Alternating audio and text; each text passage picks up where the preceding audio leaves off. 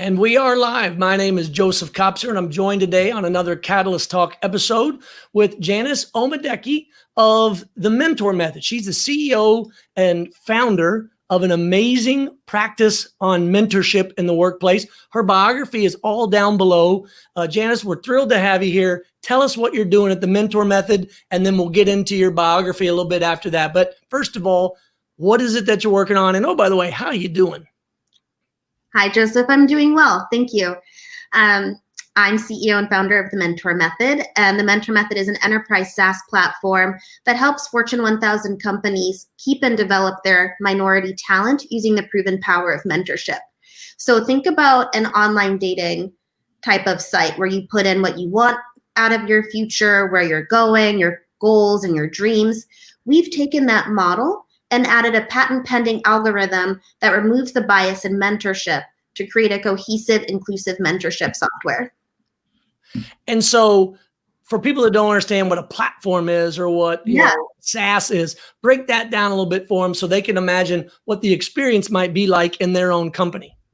Sure. So think about the things that you hate about corporate mentorship and mentorship in general, and we've solved for that. So we find that 61% of millennials find the process of finding a mentor intimidating. Our patent pending algorithm matches you to the right mentor based on who you are as a person and as a professional. So you have that natural chemistry immediately. We also help you understand your mentor relationship every step of the way so that you're not just dropped off into a relationship that you don't feel you have a successful framework to really get the most out of it. Right. And so one of the things that I've heard people talk about quite a bit in their complaints about how they feel about their company is they don't feel like their company is invested in them as an individual. Right. Is that part of your overall goal?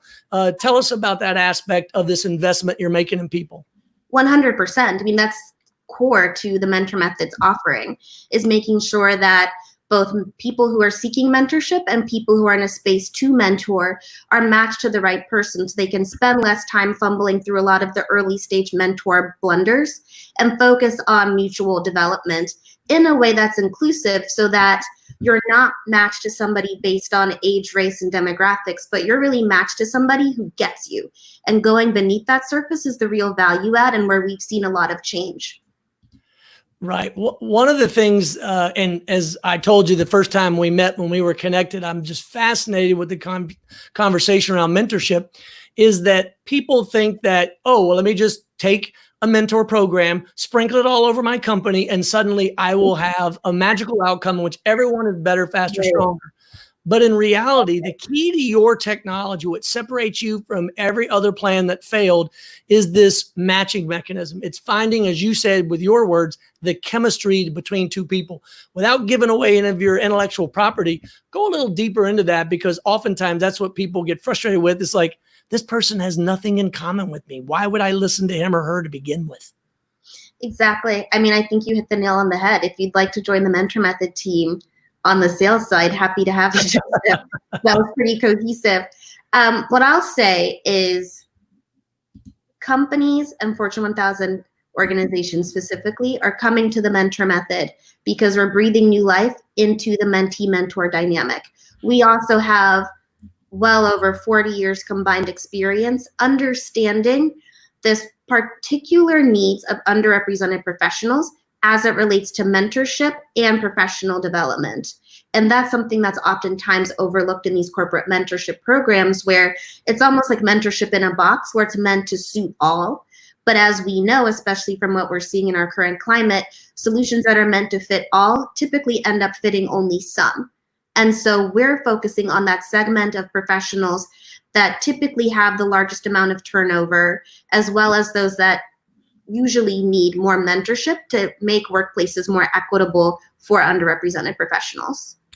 Yeah, that's one of the things, for the audience, we were talking in the green room before we went live, that when I wrote my master's thesis in grad school nearly 20 years ago, it was on the subject of mentorship. And I ended my paper talking about the fact that, wait a minute, if you're reading this paper and you're going to immediately go out and find someone that looks just like you and mentor that person, we're kind of defeating the purpose of the opportunity for growth in an organization.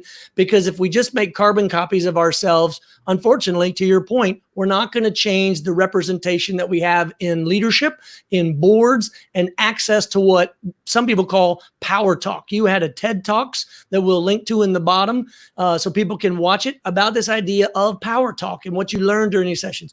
Go into that a little bit more, if you would, please. Sure. So I agree with you 100% in terms of, if you're not in the room, you don't even know what conversations are taking place. And if you don't have access to those opportunities, you don't know how to set yourself up to be invited into those spaces more often than not. I believe in the power of diversity of thought and perspective, which makes creating mentor relationships outside of that demographic focus even more powerful.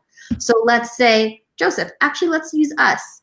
Because on paper, obviously, there's an ethos alignment. I'm here. We're talking about mentorship. We've had moments to geek out on the concept of mentorship and where that can scale, right? But perhaps externally, if you went based on demographics and background, maybe we wouldn't have been introduced. That's right. But as I said, we have that strong ethos alignment, and I plan on consistently staying in touch and continuing to learn from you, right? So there's value in going beyond external factors and really looking at who people are as professionals and also individuals outside of their place of employment. From a bottom line perspective, and for those that are building corporate mentorship programs, that diversity is important because it helps you get a lens into the views of several backgrounds of your customers. Your customers aren't just one size fits all. And if you have a team, or if you're mentoring individuals that fit only one checkbox or one group of people, you're missing out on significant market segments that could also increase revenue, productivity, build a better team, help you expand professionally. Right.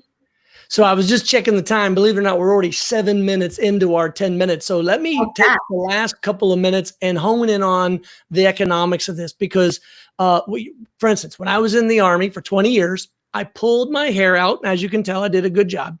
I pulled my hair out because the United States Army would spend hundreds of $millions in recruiting new talent of all kinds, diverse backgrounds, as you said. But at the same time, they were investing much less than I think they should have been on understanding why people were leaving. And the anecdotal and then later the actual data we saw was people just didn't feel like they were being invested in as leaders and in leader development, meaning that it was an economic issue. And now the Army is doing a much better job of developing talent in that bench.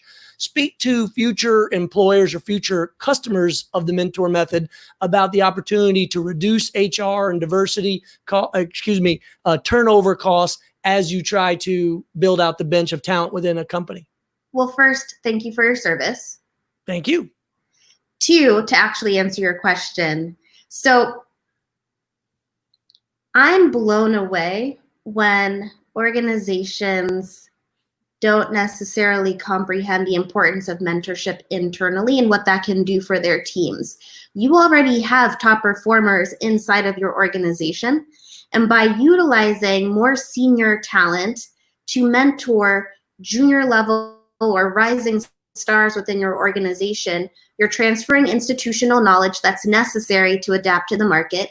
You're able to now hear new and emerging trends from younger employees who may have a diverse perspective and something that traditional thinking or traditional approaches may not have been aware of.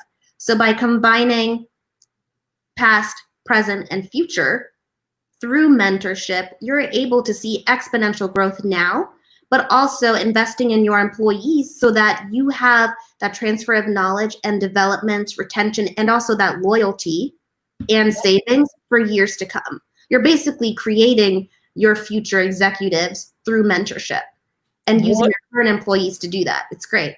What a perfect point to end on, because any leader worth his or her salt is making sure that when they leave, they've left the organization better than when they got it. And most importantly, that they've created the conditions to be able to allow it to grow long after they leave. It should be what any person looks for. So we're getting close to the 10-minute mark. I want to wrap it up to say I'm going to post a bunch more links at the bottom. I'm definitely going to turn this into a blog. And Janice, thank you so much for being on this Catalyst Talks today.